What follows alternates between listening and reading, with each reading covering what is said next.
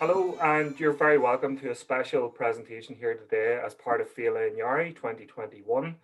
I'm honoured that I've been asked to sit here and ask these questions relating to the Mother and Baby Homes report, which was commissioned by Stormont, featuring Queen's University and Ulster University. I'm here with two of the authors of the report, Professor Sean O'Connell from Queen's University Belfast and Dr. Leanne McCormick from Ulster University. I'm very honoured to take part in this today and welcome, and I hope that this conversation is well received. It's a very important report. So without further ado, if I can ask you first, Sean, could you give us a bit of background on the report that yourself and Leanne co-authored? Okay, thanks very much, Barry. I suppose we were offered the chance to tender to do the research. So it's a little bit different from the average academic research. Normally, you would approach a piece of research organically, because you've been working in that area for some time in the past. And I know Leanne has worked on these issues in the past, but I hadn't done. But we were offered the opportunity to literally tender to the Department of Health to do the research. I'm an oral historian, and I've done a lot of work in the past on difficult oral histories around subjects that people find difficult to talk about. The history of money lending, for example, the history of so-called joyriding would be another one that I've done. So to me, this was a great challenge, and it was clearly an extremely significant piece of work. And I knew that Leanne had done work on Magdalene Laundries and Mother and Baby Homes in the past, so I thought that together we'd probably work quite well as a team. So we put in our tender, we explained how we would do the research, and we were successful in getting the research.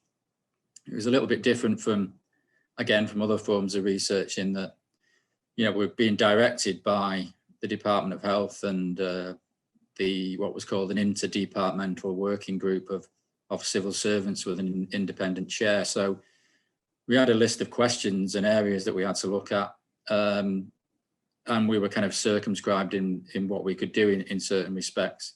I mean, we might speak later on about ways in which we were able to push the research into areas that we thought it needed to go before we completed the report. So we had initially 12 months to do the research, which is a very tight timeline, and really we ended up working on the actual research phase for 15 months.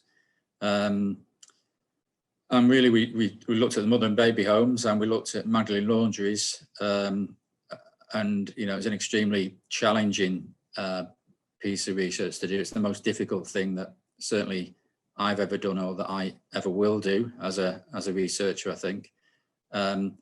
We were particularly keen to prioritise, certainly from my perspective as an oral historian, to prioritise the oral history and the testimonies of victims and survivors of these institutions.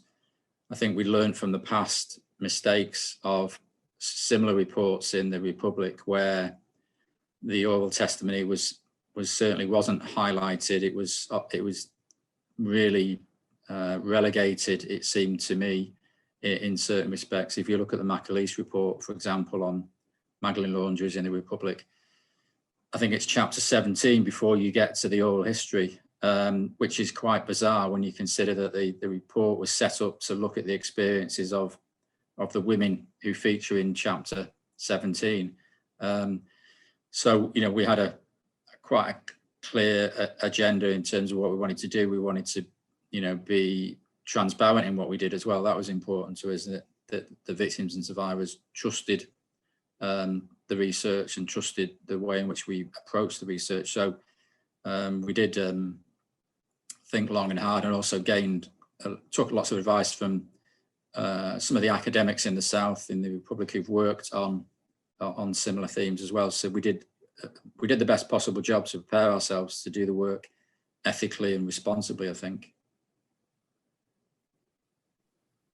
Okay, and Leanne, if I could go to you just to give us some bit of a historical background to those institutions.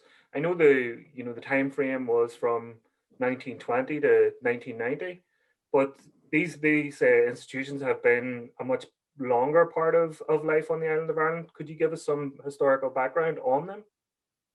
Yeah, absolutely. So I suppose we were looking at two sort of very distinct sets of institutions, Magdalene Laundries, as they've kind of come to be known, and then mother and baby homes. So sometimes they do get conflated together, and you know, people say, oh, that pregnant women doing laundry and things like that, which wasn't necessarily the case. So just to maybe give you a little bit of background about Magdalene Laundries, first of all, and as I said, that wouldn't have been, that term Magdalene Laundry wouldn't have been one that was used in the past. It's a kind of become an umbrella term that we use for these institutions.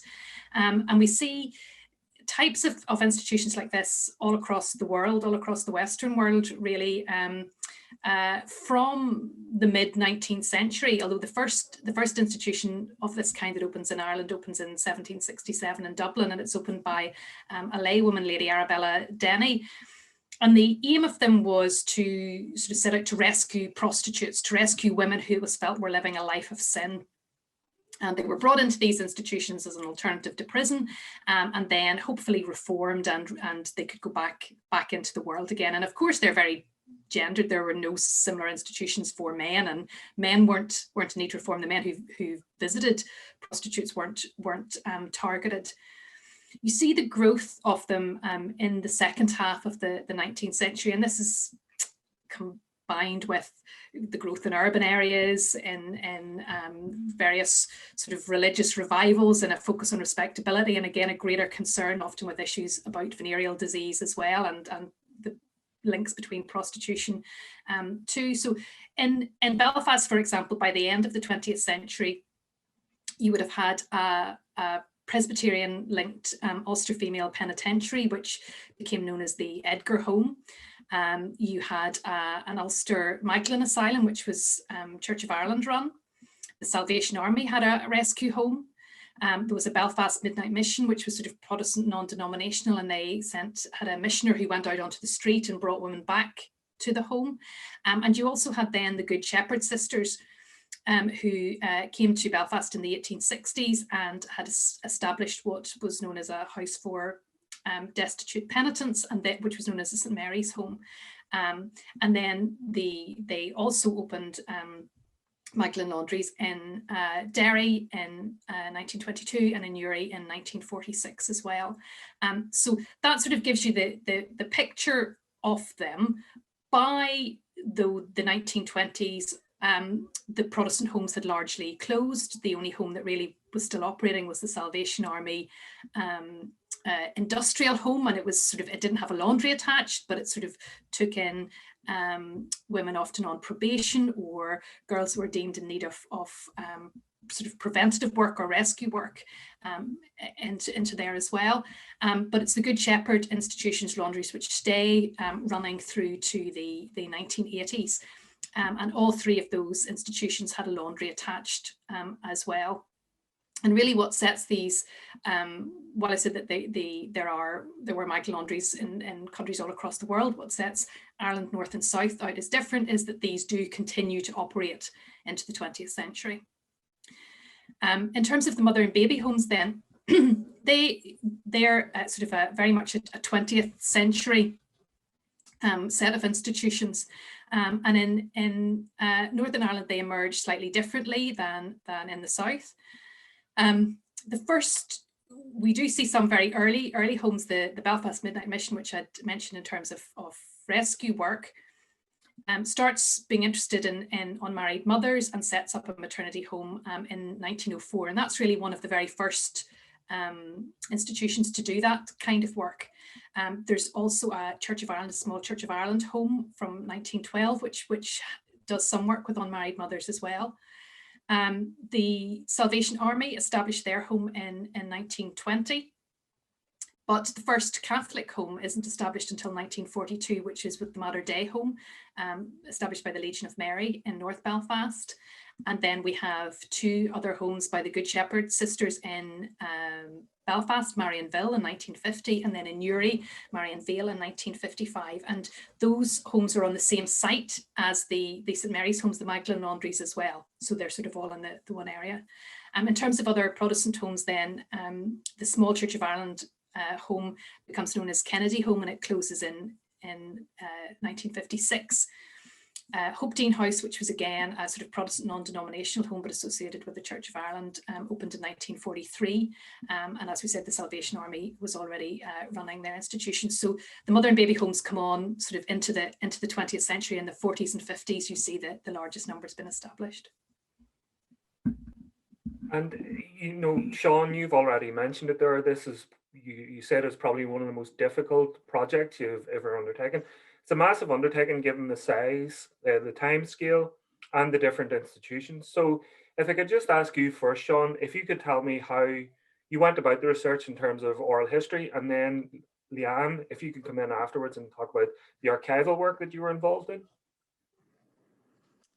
Okay, thanks, Barry. So in terms of the oral history, I think people who are viewing this will probably see there's an issue around me as the lead oral historian on this for a start, in that I'm male. So really what we needed to do when we were looking for our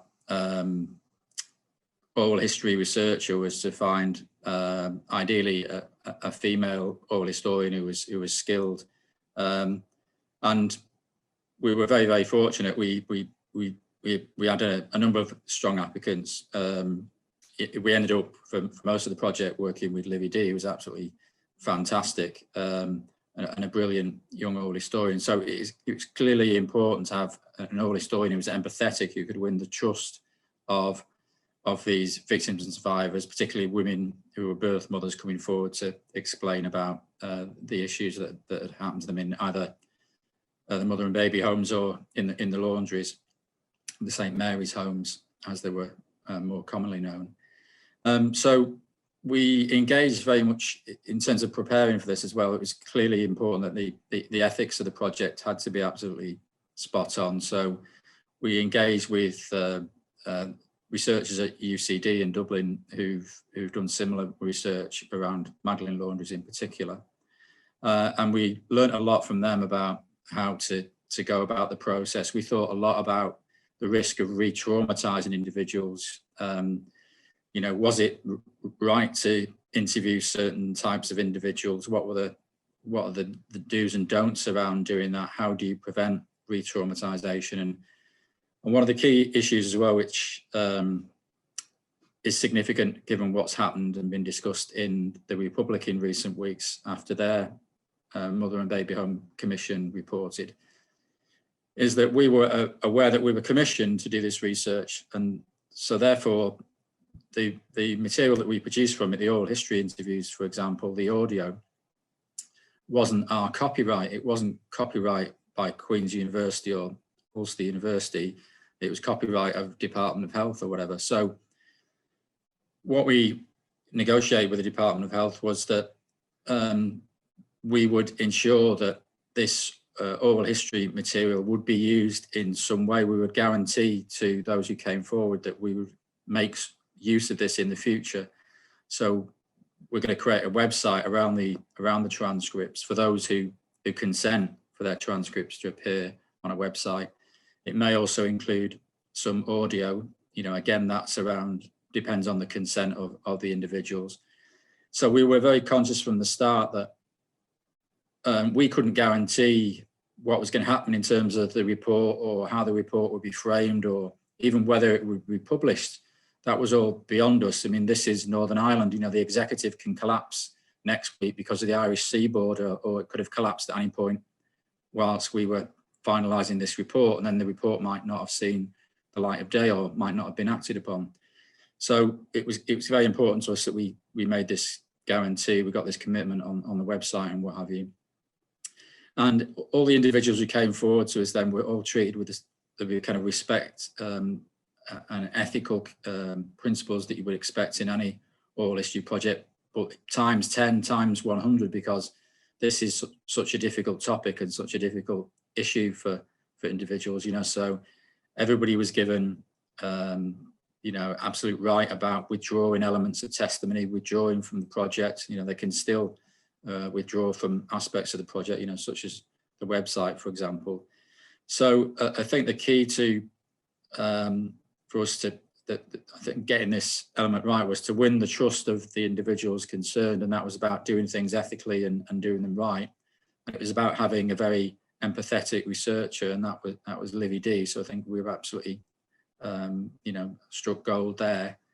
And I think myself and Leanne then communicating to victims and survivors and being transparent as far as we could be as the project developed, so that individuals felt that we weren't hiding things, we weren't being dishonest, or we weren't being bureaucratic unnecessarily. I think these are all the things which have hampered some of the similar reports in the Republic that have caused added pain to victims and survivors because of the bureaucratic nature of the process there and the lack of victim-centred approaches, I guess, to doing the research. I'll hand over to Leanne Archives.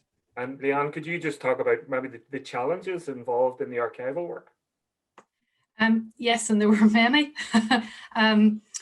Given the nature of the institutions and I suppose the work that they were doing, understandably and rightly so, there are lots of issues and sensitivities around accessing the records and the material that they hold, and it is sensitive and confidential material.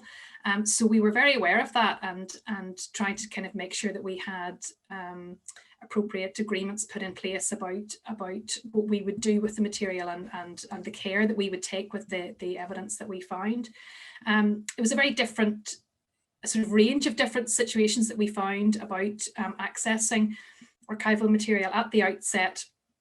You know, there were lots of discussions with the Department of Health and the various organisations that held material about accessing it. For some, those were relatively straightforward. We were able to go in and digitally photograph material and leave, and then look at that material afterwards and construct databases and use it that way. That was obviously the easiest and the best way to do it.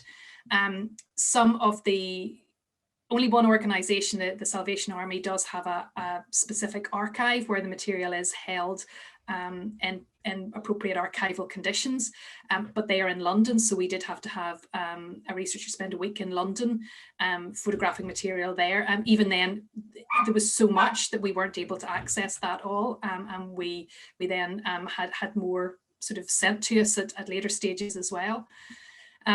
For some of the institutions, we had to access material. We couldn't photograph it digitally. We had to look at it on site in a solicitor's office.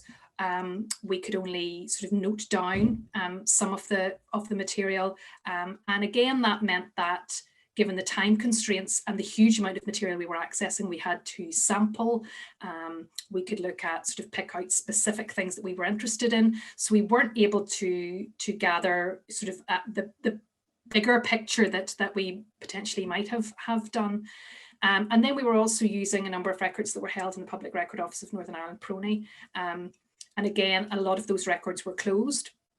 So we were having to work about getting access to those. And again, those were maybe records that we couldn't digitally photograph either. So we were having to kind of take notes manually and things from those too. So there were sort of lots of issues in terms of the time that we had to do the research, the huge amount of material that we were having to look at, and making sure that we were managing all the various concerns and issues with the various parties that were there as well. And I suppose the big difference between us and, say, for example, the Commission in the South was that we weren't statutory an inquiry. We couldn't compel people to let us see records or to bring the records to us. So, you know, it was a lot about negotiation and discussion as well within that too, and that all takes time. Okay, Leanne, and if I can just go back to you on some of the major findings of the report, could you tell us some of the things that you discovered about the mother and baby homes?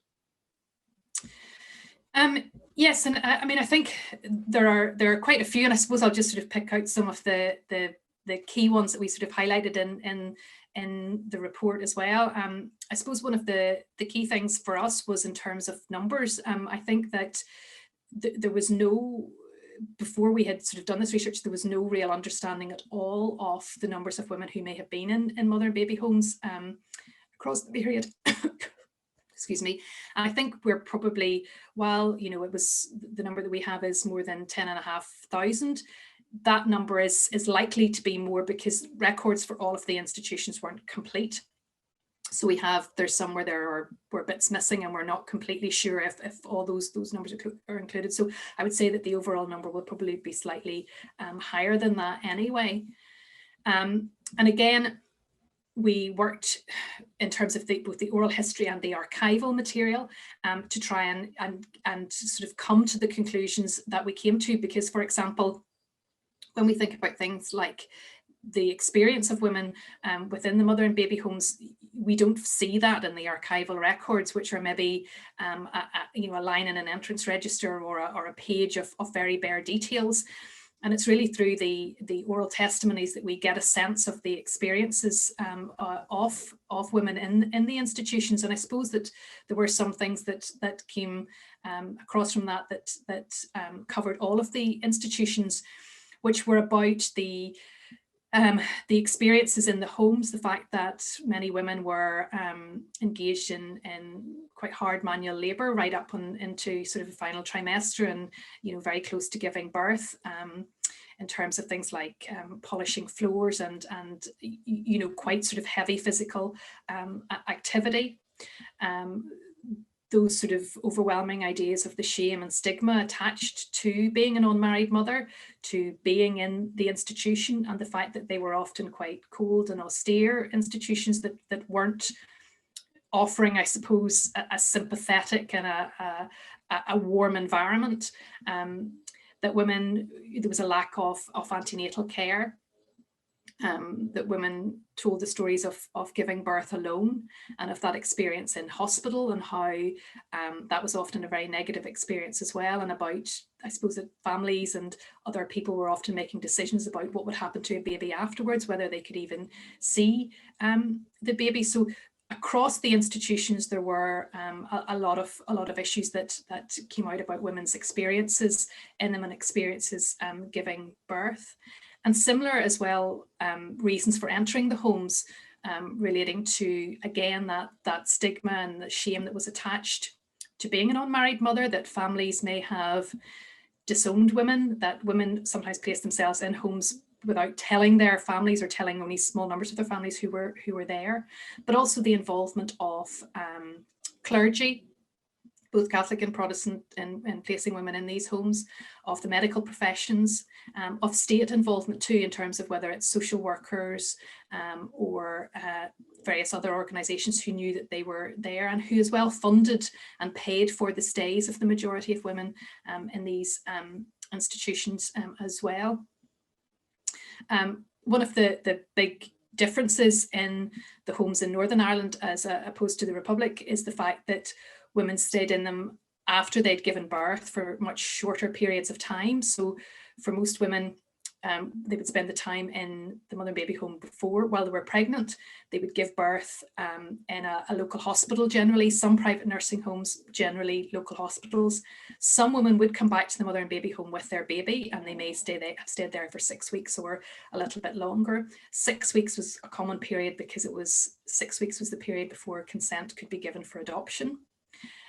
And when a mother left a baby home, a mother and baby home suited the baby, and vice versa. So you didn't have mothers there on their own, and you didn't have babies there on their own. And babies would have either gone a number of ways. Some went home with the mother, some may have gone to families, others to baby homes or children's homes, or others into a process of adoption as well. And one of the key things that I think comes out of, again, the oral testimony is the issue about consent for adoption, and what is meant by forced consent, or whether actually informed consent was given. And I think the stories of women who were signing consent for adoptions at 6 weeks after very traumatic births, and with actually no other option, the issue of how informed their consent was. And we do also have some women who had suggested that they didn't sign the papers, that those signatures weren't theirs or were forged, that were on papers as well. And related to adoptions, one of the other key findings was relating to cross-border adoptions and the cross-border movement of babies. And at least, again, we don't know the full coverage from the available figures we have, available information we have, but at least 500 babies were being moved across the border. Some of those were being adopted. Some of those we don't know what happens to them. Some of those were being moved to Féile in County Donegal, which was the Derry Diocese baby home. Others, which it's harder to explain why the movement happened, was to a home in Stamullen in County Meath, which was very closely associated with adopting babies to the US. So one of the things that we do say in the report that we need to know more about what happens in terms of those cross-border adoptions and what went on, and also in terms of what happens to babies. We don't know very much about mortality rates because babies stayed such a short period of time in mother and baby homes, but we do need to know more about what happens to them when they go to baby homes or children's homes when they left as well. Thanks, Leanne. And Sean, could you give us some of the findings on the laundries? Sure. Yeah. I mean, so we looked at the St Mary's homes, which is where the laundries were run by the Good Shepherd sisters in Neachtlanna, Belfast and Derry. We also looked at the Thorndale Industrial Home, which was run by the Salvation Army, and the latter, by our estimates, had over 700 women entering between the 1920s and the mid 1950s, and the three Good Shepherd laundries had around 2,800 women entering between the 1920s and the late 1970s, early 1980s, when they were beginning to wind down.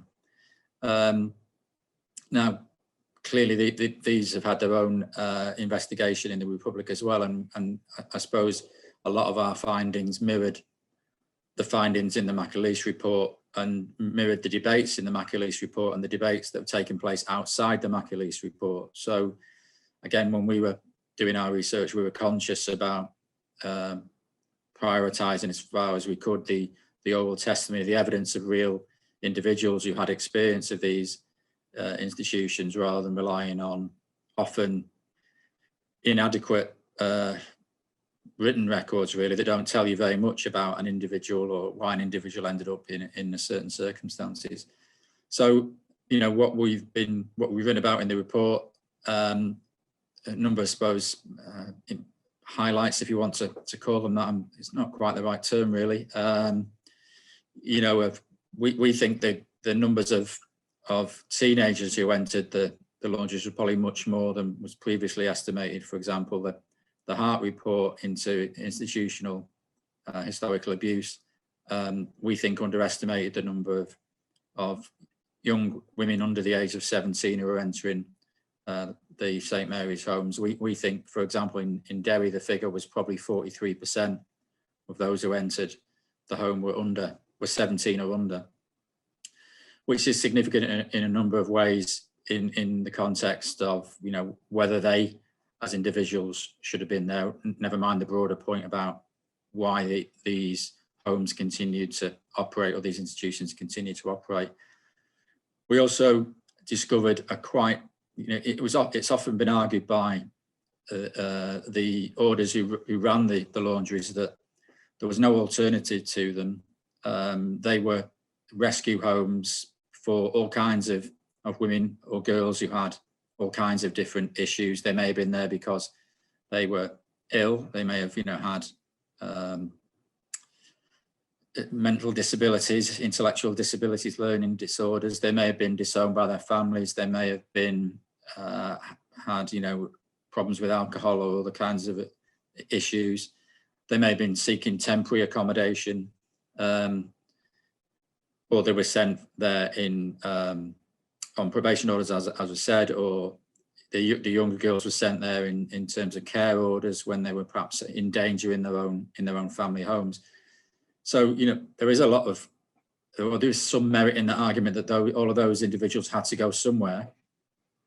But did they have to go to an institution that was operating a laundry and that was operating a laundry without paying those who worked in that laundry?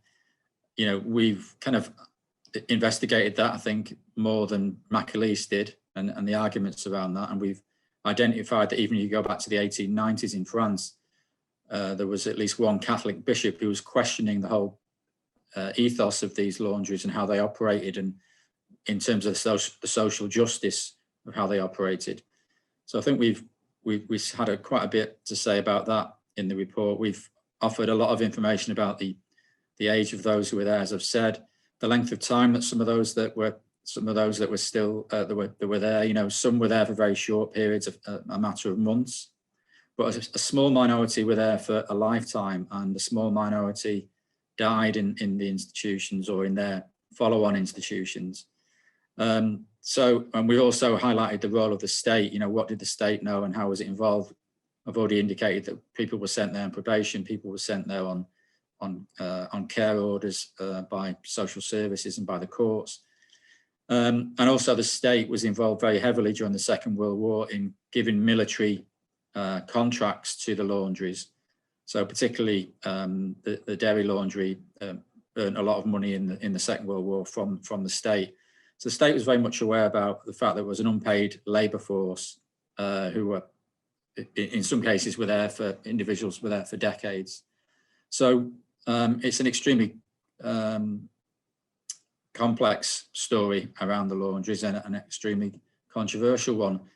And a final point I'll make is that we got much fewer oral history testimonies about the laundries than we did about the mother and baby homes. And I think, it's possibly because there's an even greater degree of shaming that's been associated with the women who went to the laundries.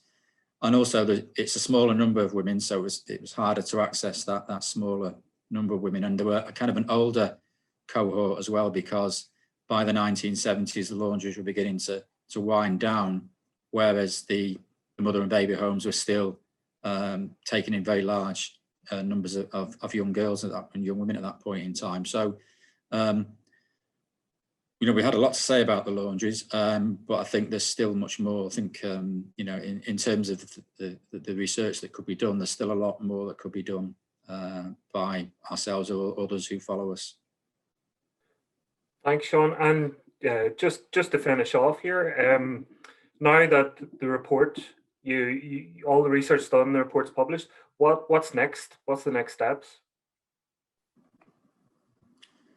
Well, the independent working group will decide what the next steps are. I mean, we're very heartened to see the response from the executive and in Stormont, and all the very positive statements about how action must be taken, and some of the suggestions for further research that we've made in the report should be followed through. And I think we're also very heartened to see that some of the victims and survivors have been now taken on board into the group that is deciding what happens next. So we're certainly kind of on standby to give any help or guidance if anybody needs any tips from us in terms of where they go and where they need to look for further evidence. Then we're certainly on hand to give any assistance that we can with that. As I say, it's an extremely important piece of research, and that hasn't been finished yet. And Leanne, Sean, and Leanne, do you have anything to add there, just in the last minute that we have? No, I mean, I think that's right. We were heartened to see that things are going to progress and moving forward, and again that it's an inclusive process. And I think we're hopeful that will happen, that they will be able to learn from what's happened elsewhere, and that again some of the work that we have started will be continued and developed in the future. Sean and Leanne, thank you very much for allowing me to take part in this, and I hope that it's recognised the importance of this report in the wider public, and that the steps you've recommended are taken going forward. Thanks very much.